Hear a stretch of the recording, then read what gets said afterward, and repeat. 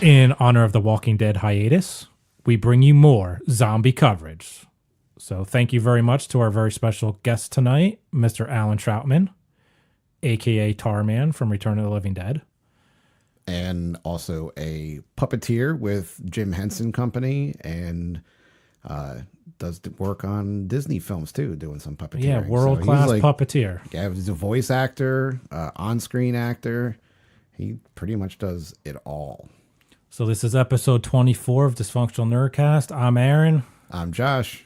And here's our interview with Mr. Allan Trautman. All right, so how are you tonight? I'm good. Good. Just got back with the dog for his afternoon walk. So I apologize for being a few minutes late. No problem. Oh, no worries. No worries at all. So good afternoon to take a walk outside there, huh? Oh, it's lovely out here. Where are you guys? That's what I was going to ask. We're in Pennsylvania. Where are you located? Oh, Lord. I'm in LA County, Los Angeles. Okay. Now, you weren't anywhere close to the fires then? No, thank goodness. Okay, good. We were actually out of town anyway during the fires, but we live in Santa Clarita, which is like northern LA County. It's not really near where any of the fires were. Okay. All right. So in fact, we didn't even get any of the smoke. It was all blowing in the other direction. Yeah, because that was a big concern that we saw out here was, the pollution from the smoke and everything. It's pretty crazy. I know. It's still a problem out here. It's terrible destruction. Yeah. But thankfully we didn't affect us. Good. Glad to hear that. Well, we'll jump into it. I guess can you tell us just a little bit about your background, how you got started, what ultimately led you into the career that you have? Oh wow. Well, I suppose it all started in college. I was studying my major was physics, actually, in college. And I got halfway through my bachelor's and decided that, I don't know that I want to spend the rest of my life in a lab. Being on stage is much more fun. So I decided to add a major, so I had a double major with drama and physics. And while I was there, I just started looking for work, just to make some money. So I looked around for what was casting around town, and I discovered this. I was able to get cast in this children's educational show as a puppeteer, even though I had never puppeteered before, because they were willing to train puppeteers who could at least do voices. And so I started working when I was in college as a puppeteer. And then, I went to Cal Arts, got my master's in acting, and continued to act and do puppetry sort of on parallel tracks. But by the mid-'80s or the early '90s, I was almost exclusively doing puppetry. That was pretty much full time. So, when I guess when I did Return of the Living Dead, for example, that was sort of like puppetry because it was a suit performance, but I really was cast, had nothing to do with my puppetry. It was just cast through a regular casting director as an actor. So I was going to ask how the audition process went for that. Were you just a cold call, basically, and you just tried out for it? Were you recommended through your puppet work that you'd be perfect, or? I don't know. You know what? I'm not actually sure how much my puppetry experience mattered. I'd have to go back and look and see what kind of resume I was sending out back then for acting work, because I would have different resumes for puppetry and for for acting. So I don't even know which one my agent submitted on this. I assume it was just my acting resume. I got a call to come in for the, my agent called me and said, well, we got to audition for you for this movie. And so I went in and auditioned for the casting director, and then came back for the director. And it was really just like any other casting session, except that there really wasn't any dialogue. It's just sort of brains.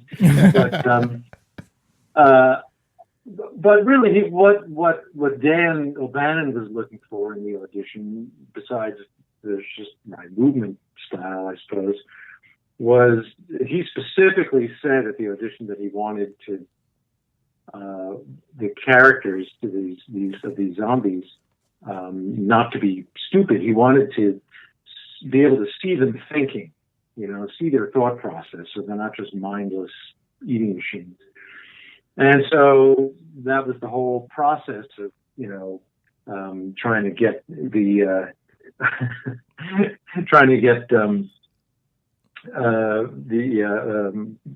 character out of the closet, with the hook and the wrench and all of that. So he wanted to see me try and sort of figure that out, like a dog trying to get a bone out of a rubber ball. It's how do you work this thing? So I'm sure my puppetry experience helped in some way there, because I knew that I had to express myself not through my face, but through gross body movements, through eye focus, whatever.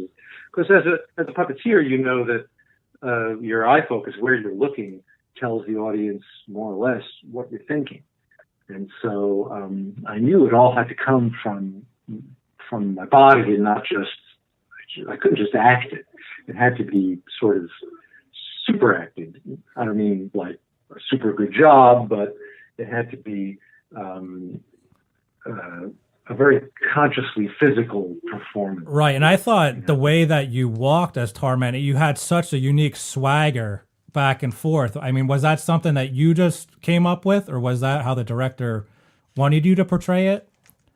Yeah, I mean, he didn't give me any specific, I never received any specific direction on the movement,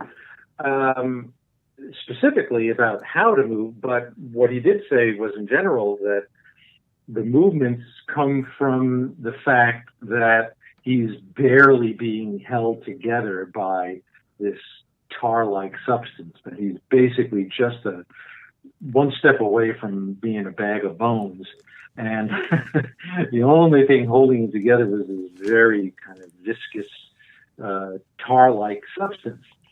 And so I just translated that into how I thought it would feel if that were the case. And it somehow in my body that just sort of translated into this hip thing where my hips just were lurching from side to side as if they were just going to squirt out of my body and fall on the floor at any time. It definitely worked. Yeah. It seems to have been effective. Allan, this is Josh. I wanted to, hey, Josh. Talking about the Tarman's just held together by this gooey substance and everything. How intense was the makeup process to get you into that suit and, get this tar on you? Like, how long did it take? Were you sitting in a chair for hours? Was it a complete suit? Well, and they just put stuff on top of you? I was very lucky because what they designed was, in effect, a suit that I could step into. It was like a pair of leotards, top and bottom. The bottom had suspenders, and on the leotard base, Bill Munn, was the original creator of the suit, had layered these foam drips, these permanent foam drips, sort of like laying scales on a dragon. And so there was a bottom I could step into, there was a top, and then everything from the shoulders up was basically like a big helmet, like a headpiece.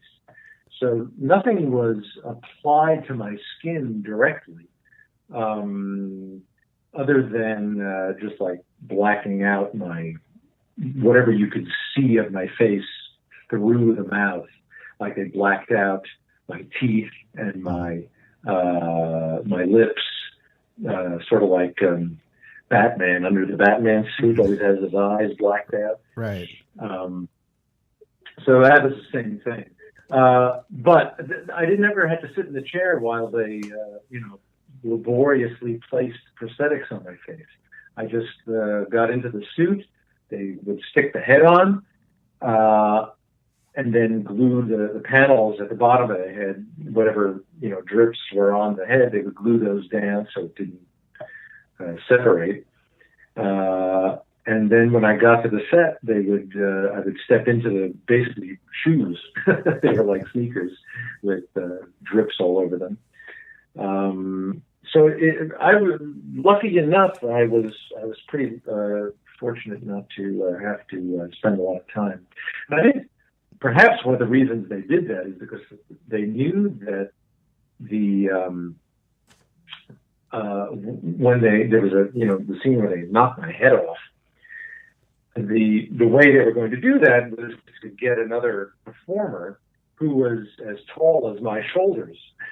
Okay, yeah, I knew it was a different actor. I was going to ask what the reasoning was, but that makes sense. Yeah, and so he could just get in the suit, put the head on top of him, and whammo, Gulliver would just knock the thing off, literally off the top of his head, and he would stumble around. I always felt terrible for that guy because, but that was the last thing we shot on the last day. So how long were you on set for then? How many days of shooting did you have? I think I was only there for a couple of weeks. Okay. At most, because everything I did was just in that one basement scene over the course of probably a couple of days. And then there was the scene, obviously, that they knocked my head off. They called the schedule was always in flux, so I was there for at least a few days, maybe a week before I actually filmed anything. But they were never sure when they would need me.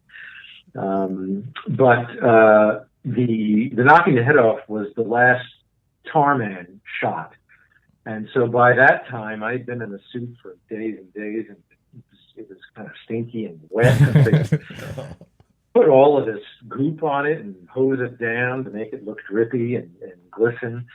And then, they did the setup where he takes a swing and stops short of hitting me. And then they cut and say, okay, you can get out of the suit. And I forget the stunt person's name who gets into the suit. Charlie, you're up. And this poor guy had to climb into that stinky, wet thing and do the scene. I was like, I handed it to him and said, I'm really sorry about this. So did you get to actually do the voice for Brains? No, I did it on set, but even then I couldn't really do it very well because we needed to make the mouth open and close, and the jaw was actually, basically strapped onto my chin, and I worked it with my own jaw. But to make it work, I really had to open my mouth far because there was some play in it. And so to say brains and make it look like he was saying brains, I had to really right. in such a way that it just sounded stupid, brains, like that. And so there was no way they could really use that because I just couldn't make the noises properly. What was important was making it look right. And they used some kind of electronic processing on that. I'm not really sure who ended up doing the voice. My guess is it was Dan himself, the director. Yeah, that would be my guess. Okay. But I don't really know. So, like the facial expressions, you were doing the jaw and the opening, like the eyes and everything. Was that animatronic at all, or was that? Yes, the eyes were cable operated. Okay. In fact, I seem to remember they built a second head, or the suit was kind of rebuilt for the close-ups after the initial shooting, and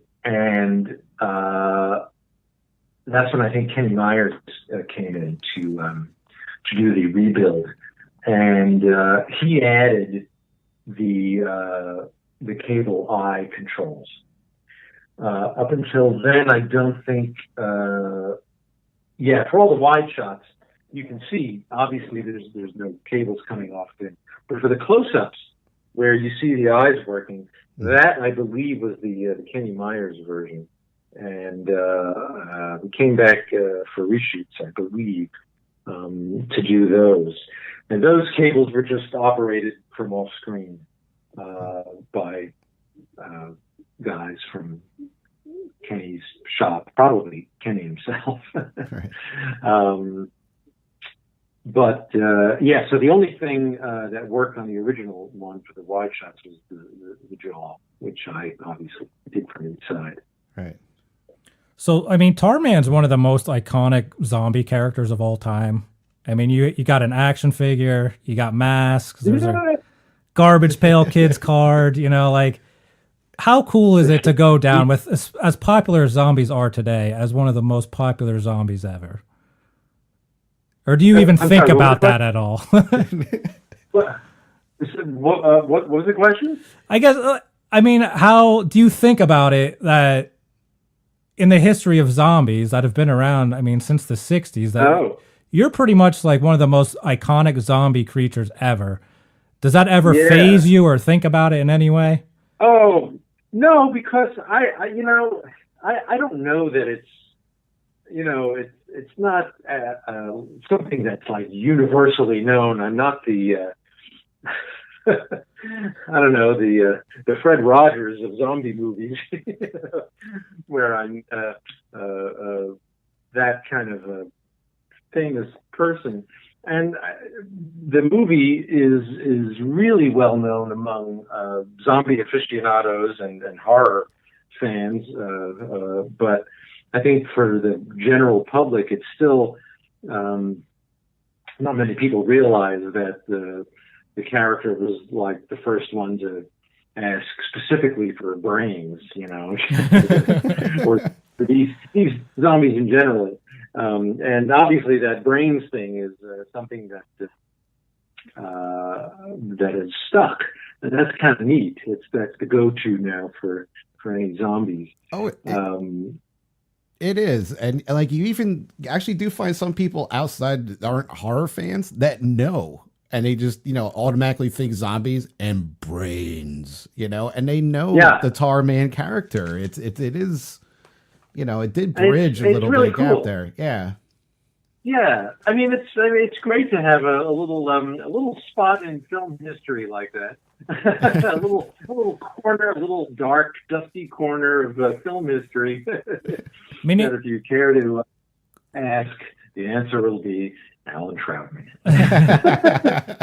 Return of the Living Dead is definitely a cult classic. What in your opinion do you think keeps people coming back to this film so many years later? Oh, well, it's, how can I put this? It's got such, well, all right. It always goes back to essentially good filmmaking. It's good writing, good actors, good design. All of those elements came together in this. The way Dan O'Bannon worked with the actors, he insisted on a 2-week rehearsal period ahead of time to get them all working like in a real ensemble. That whole style of kind of over talking each other and talking quickly is something it's very difficult to capture without that kind of rehearsal. And he knew that, and was able to get that. The performers were so great in their roles. Don Calfa and oh my God, I'm blanking on James Karen, both of whom are gone now, unfortunately, were just brilliant actors. Not just comic actors, but they were just great actors. And they took it so seriously. Nobody was trying to be funny. Nobody was trying to tell jokes. It was funny on its own terms. And that kind of... I totally agree. I mean, watching it, I totally agree. It's a funny movie, but at the same time, it takes itself ultra serious. And I think that's why it's so brilliant. Yeah. I mean, and it makes the horror work better.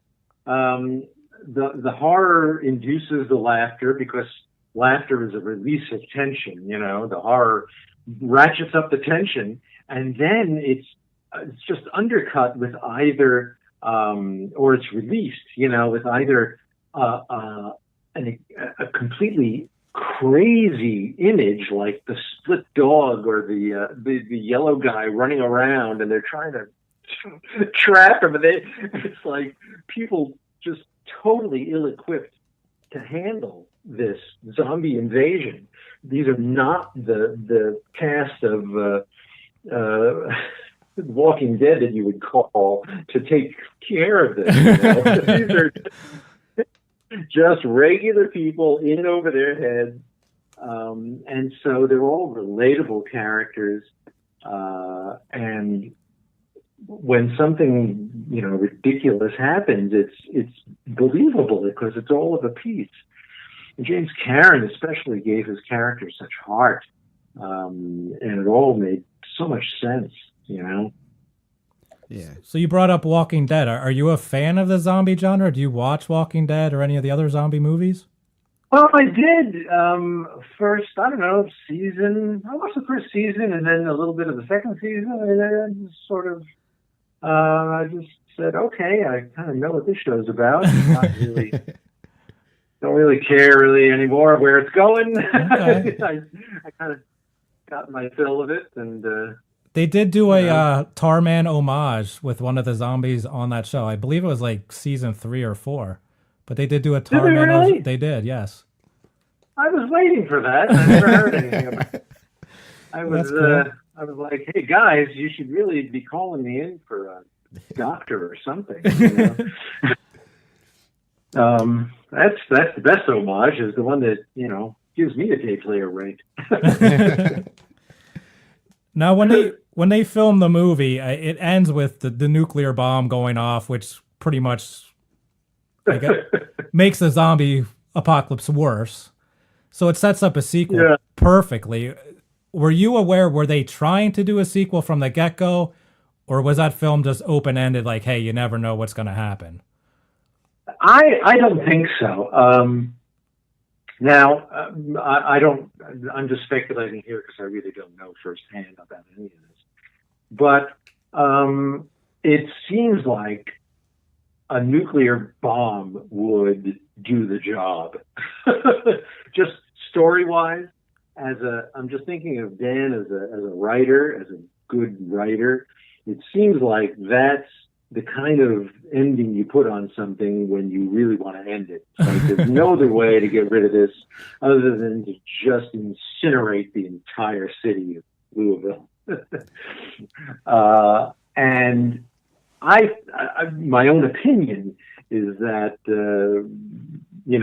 he figured if there was ever any talk of a sequel or even an idea in his mind of a sequel, it would be of the kind where he would be saying, look, if there really is a sequel, I'll find some way around the nuclear bomb. I'll find some way to fix it so that it didn't quite do the job. But it sure sounds to me like he was trying to put a period on the story. I take it, were you surprised then to come back for the sequel to do another Tarman? Well, pleasantly surprised when they called me back. I didn't hear anything about it until they gave me a call. I said, "You're doing a sequel? Great!" So in that sense, yeah, it came as a surprise. I had never done a movie that that merited a sequel before, so that was great. That was good news. Cool. Just to move on a little bit from your role as Tarman and Return of the Living Dead.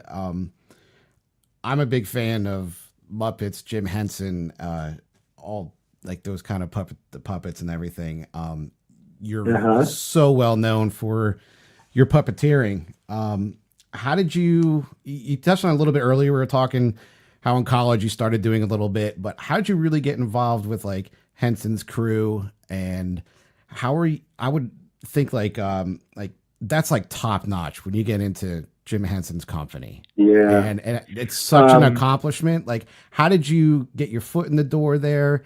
And was it based on, your merit and how well you were puppeteering already, or did you go through a training with him? Well, kind of both. Let's see. The Jim Henson Company had not done a lot of production in Los Angeles. So since I lived in LA, I just never had the opportunity to work with him. The TV shows had all been done in London.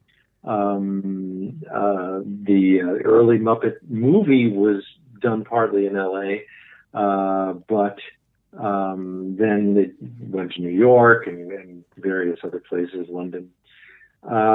So he didn't come out to LA to do production until they started working with Disney.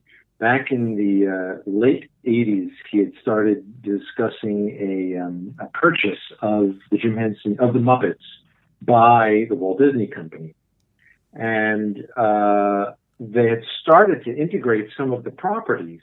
And so at the beginning of 1990, they filmed something for the theme parks called Muppet Vision 3D.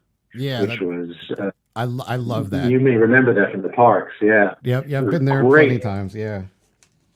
It was a great installation, and it really lasted, I don't know, 20 years. And it held up. It was just great. And so they came to LA to do that. They filmed it right at Henson. At Disney. So for that, they needed a lot of puppeteers, and they wanted to hire them locally. They didn't want to fly people in from London and New York. And so I got the chance to audition through a friend of mine, a puppeteer friend of mine, who was part of, whose wife was choreographing the Muppet walk-around shows, like the Muppets on Ice type things for Disney at the parks. Mm-hmm. So he got my name on the list, thank God. Went in and auditioned. I got cast, obviously, in that. And then a year later, when Dinosaurs was coming online, the TV show, that was being shot in Los Angeles. And because of my work on the 3D movie, Jim had pulled me out and, got me on some kind of list that said, hey, I want for LA puppeteers, these guys are, you should call first, that type of thing.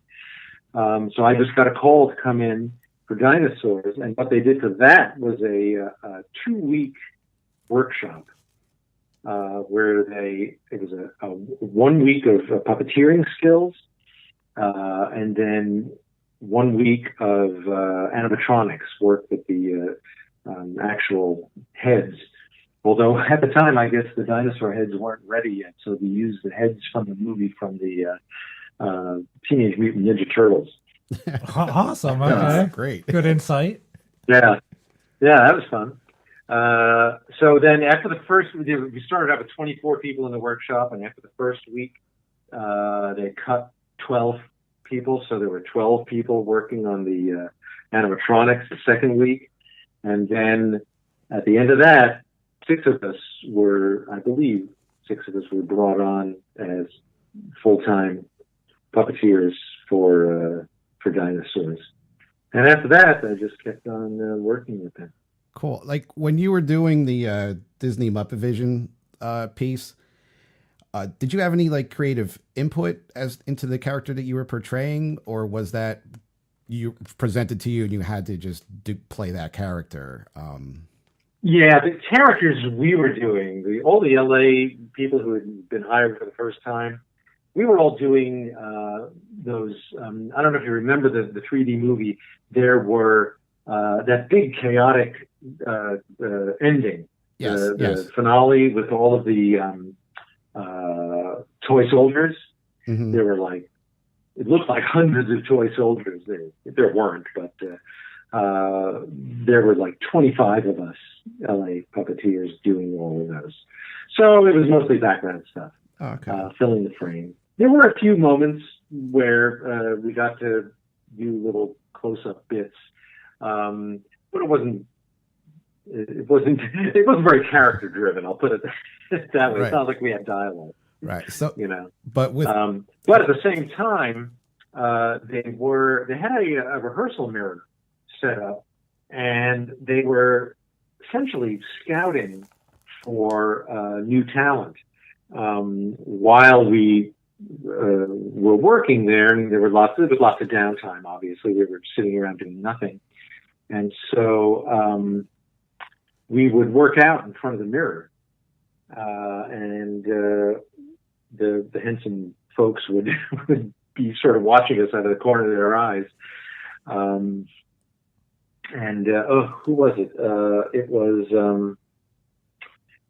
he's gone now too, one of the original Muppet performers. Gosh darn it, I'm just having a terrible time with names now. Anyway, he sort of gave Jim a list of people who stood out, and I was on that list, and that's how I, sort of got the notice, Right. So when you moved on to the Dinosaurs, the TV show, I think you were Fran's. You're responsible for her head, right? Yeah. And that was that animatronic then? Like, was there someone in a suit and you were controlling her head, her facial expressions, and so that's more of a character-driven performance, right? And like, I mean, we all have like conceptions of like how this might work. Like, how do they do that? Like, yeah, how hard is it to portray so much emotion when you're not able to physically do it yourself? I mean, you're doing it through pulleys and buttons and maneuvers and right, and you're working with someone who's in a suit, and you're doing the head. Like, how does that? Do you choreograph before? Do you go through the script? If you could, like, I don't know. Well, yeah, kind of. Especially at the beginning when you're still working it out. Now, I actually went through a couple of different suit performers before Tony Prince was hired. He came in, I think, beginning of the second season or after the first 6 episodes. I'm not quite sure. Maybe he came in after 13 episodes. But yeah, you sort of have to go through the script for each scene with your suit performer and say, okay, how are we going to play this? We read through it. Okay, there's a reaction there. We talk about the emotions that are being experienced by the character and the subtext. And then so we have something to go by. After a while, by, 3rd, 4th season, we both get to know the character really well. And we have an ability to sort of just wing it.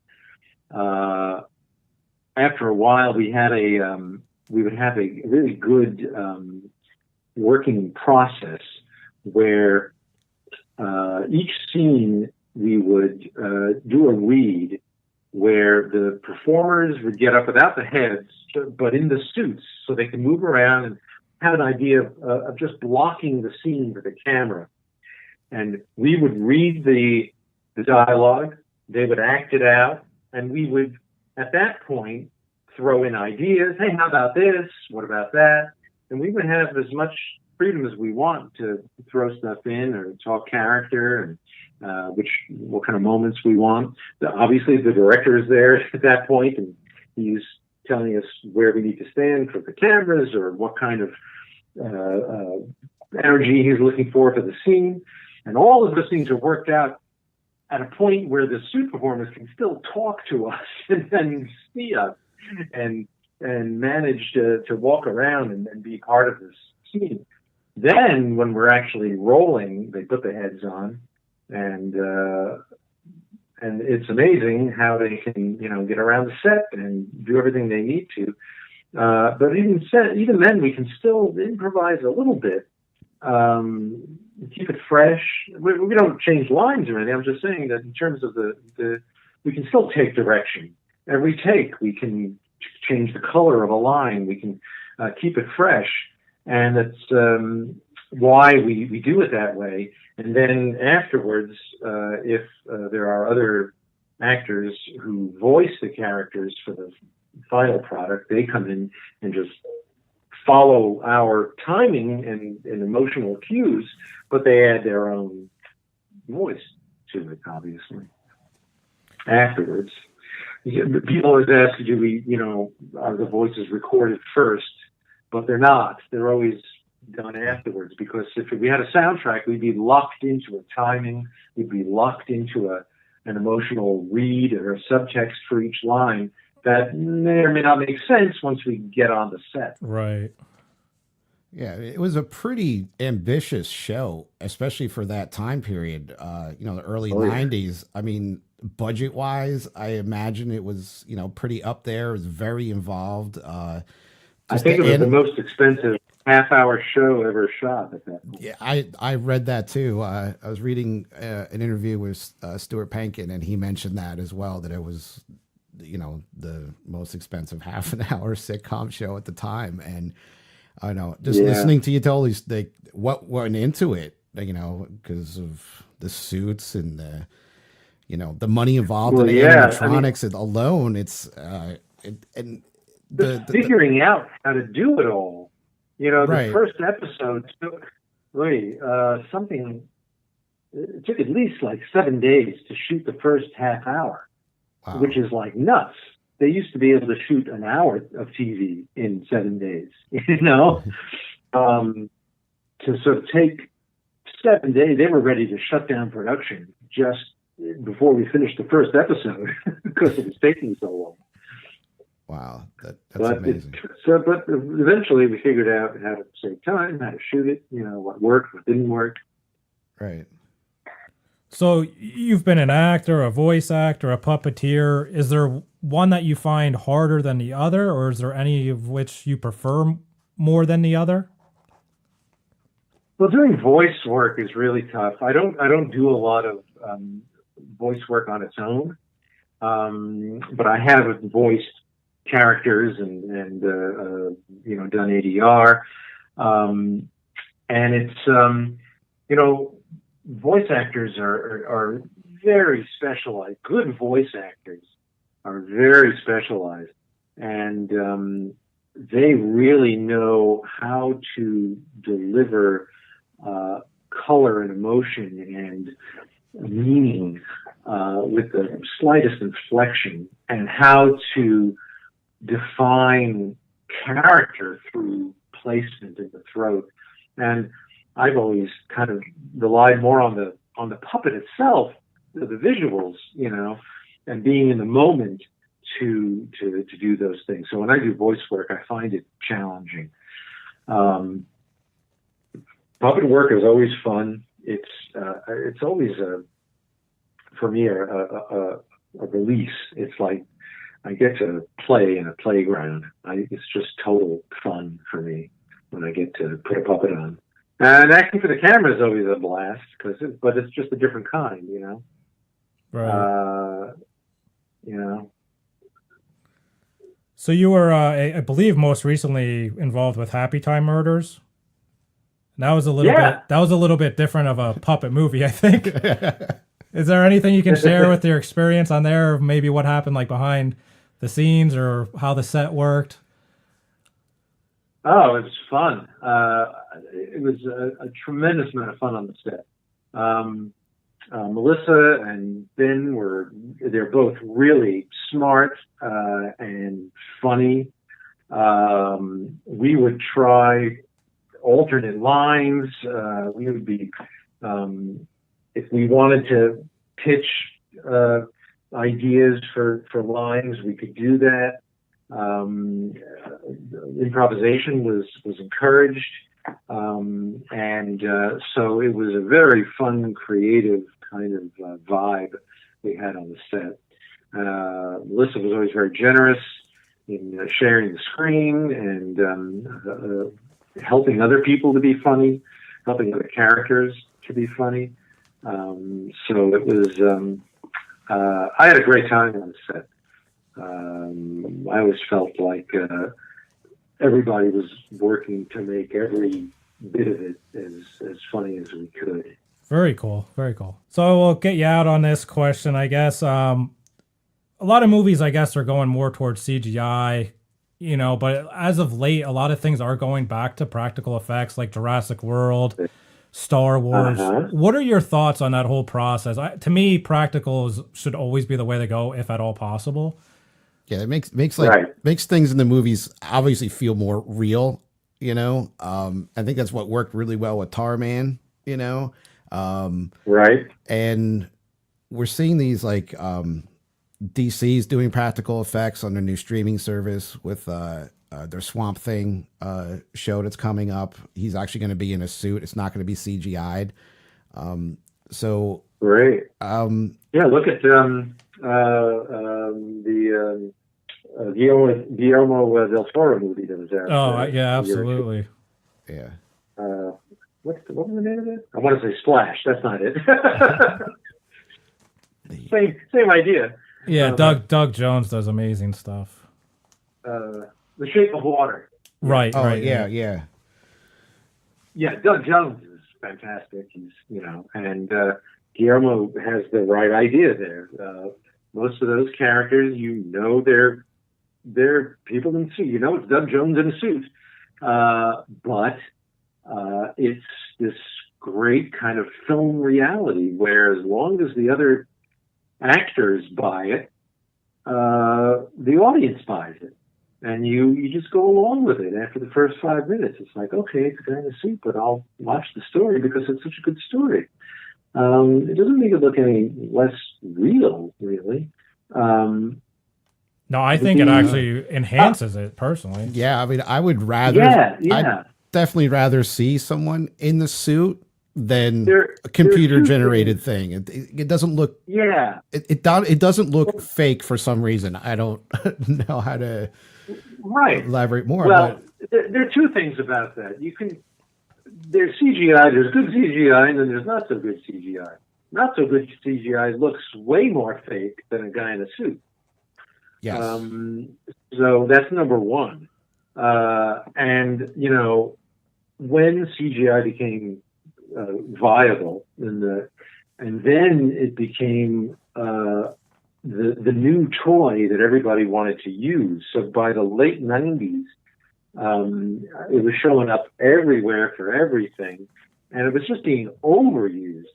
I remember I forget which James Bond movie it was, where he comes in out of the ocean on a surfboard or something, and you could just tell by the motion of it, it just wasn't actual physical motion. It was just like this crazy thing, and it's like, really? Is that what you want to use CGI for? To make something look that bad? And then we're all familiar with Jar Jar Binks, and it's like, hey. But then again, you look at some of the other animatronics in Star Wars, in the prequels, the 3 prequels, those animatronics were just looked so cheap to me. those were obviously guys in suits, and it was like, all right, whatever. Right. I forget the characters. There were just a few. There were one or two in each of those movies that were just like, God, these guys in rubber suits just don't look that great. Give me a job at the Hut anytime. Exactly. But then these newer ones came out. You've got BB-8 rolling around all over the place, which is awesome, And you've got those little, I forget what they're called, little bird-like creatures in the Solo movie. The Porgs. Yeah. Those are great. Those are awesome. So that's one thing. Just in making it look good for the audience's sake. But the other thing is what it does to the actors in the movie. It's one thing to play opposite an actual thing that's there screaming in your face. It's another thing to play opposite a pair of tennis balls, off in the distance somewhere. It just doesn't have the same effect on you. Which is why, the really good CG nowadays really involves actors on the set with the face tracking going on, really affecting other actors. And it's why I think Jungle Book from 2016 worked so well. There was me and two other puppeteers working with Neil, the kid, the live-action kid, to get a real performance out of him, give him something to relate to that's not just tennis balls on a stick carrying around. Right. I just saw today a list that was the second greatest fantasy movie of all time. Was that Jungle? Yeah. Yeah. Wow, whose list was that? It was on Rotten Tomatoes, I think. They had it as number 2. Awesome. Yeah, Wizard of Oz was number 1, so great company. Holy moly! Yeah, I could go look that up. Yeah, right on my website. Yeah, and I really like the Jungle Book. I'm a Disney fan, and it's one of my favorite, cartoon Disney movies. And when now they're doing these live action with the practical effects and everything and the puppetry, like it's amazing to see it come to life and look so real and more intimate, and it's almost more relatable. And I don't know if that's why they're making all these in, live action to make it more relatable to us. But I mean, it's fantastic to see it in real life. We'll see. What's relatable about the Jungle Book is the kid. Yes. And he was live action, obviously. But with Lion King, now, number one, I have every confidence in Jon Favreau as a director. He was terrific on Jungle Book, and I have no doubt that he's going to innovate even more and do a fantastic job on Jungle Book. But it'll be interesting to see, since there's no live actor. That was the real translation in Jungle Book, that you had to create a story that really worked with a live person. And the cartoon version, the original version, really was kind of a cartoon version. The artwork was great. I love that. The gangly kid was all kind of elbows and knees. Right. The voiceover aspect of it maybe was never so great. Yeah, so there was a real opportunity there to translate it into a different medium. That opportunity is not as apparent with Lion King, because they're all animals, and so they're all going to be CG now. So it'll be interesting to see how they rise to the challenge. And it's also interesting to see now they've released this trailer where it's apparent that the opening sequence, they're sort of doing shot for shot. Mm-hmm. Yeah. So I'm assuming the whole movie is not going to be that way, but that opening sequence is sort of one of those cinematic pieces of perfection that maybe you don't want to play around with. The opening sequence of The Lion King. I agree. Yeah. I don't know. Yeah. I don't know how you top that. Yeah. I don't know how do you redo that differently. That is. I don't think you can. That's definitely one of those. So I think they probably made a good choice in doing that shot for shot. But then I think the real surprises are going to come afterwards. Yeah, and that opening sequence is one that can give you chills every time you see it. So you're right. Like, you shouldn't really mess with that at all. It brings me to tears every time I see it. It's so effective. It's powerful. It's why that movie's like a fan favorite. Definitely. Yeah. So do you have any upcoming projects in the works that you could tell us about? Anything on the horizon? We're still doing this show called Puppet Up, which is Henson Alternative produces. That's sort of the arena out of which the Happy Time Murders evolved. But it's a puppet improv show, a live puppet improv show that we do. It started about 10 years ago. A little over 10 years ago, and we've toured all over the world with it. We've gone to Edinburgh and to the Melbourne International Comedy Festival and Aspen Comedy Festival, and so we've been doing shows occasionally at the right on the Henson lot, which has been fun. We did one just last month. And there might be a tour of the Pacific Northwest coming up in the late winter, early spring. So we're looking forward to that. Production-wise, we're hoping to go into production on the second season of Splash and Bubbles for PBS Kids through the Henson Company. So that'll be something to look forward to. And other than that, I haven't heard of much of anything else. We're just waiting to see what comes down the pike. Yeah, very nice. So is there any way our audience can follow you, see maybe if one of these projects does pick up, you get something new, or if they want to check any of those tour dates? You bet. What can they follow you on? Yeah, I am on Twitter at Allan Trautman, ALLANTRAUTMAN. I have two weird names for spelling, so I have to spell everything. You can go to my website, allantrautman.com, and Instagram. I think I'm just, again, at Allan Trautman, I think is me. So that's where all the news comes from.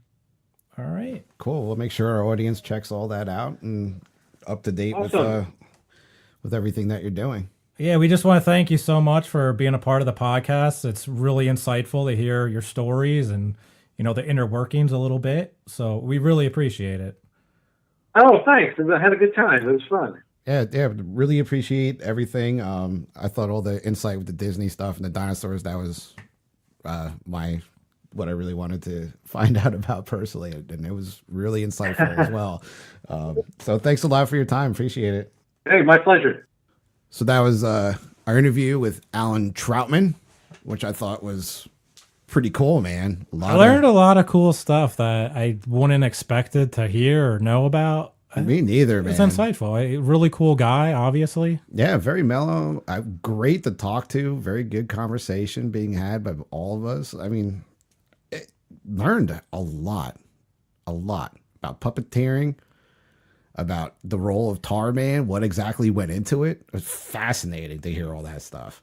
Yeah, and I'm hoping our audience knows, like, we're trying to bring a little bit different flair to it. We're trying to get different people on to give you every aspect of what goes on in filmmaking, and he's an iconic character. I mean, Tarman's cult classic status. He's part of pop culture at this point. Oh, absolutely. Everybody knows the Tarman and Brains. Brains, yeah. So we're very gracious. Thank you very much, Allan, for being a part of it. Yeah, thanks, I really Allan. appreciate you taking your time. Thank you very much. So he left, a message where to follow him. You can always follow us at dysfunctionalnerdcast@gmail.com. We're on Facebook under Dysfunctional Nerdcast. Give the Twitter handle at the Nerdcast. And we got YouTube videos for toy reviews. We're all over the place. Man, no reason why you can't check us out. We're there. Let us know how we're doing. And please follow us, podcast directories, 5-star us. You never know which interview we're going to do next. So until next time, not the mama.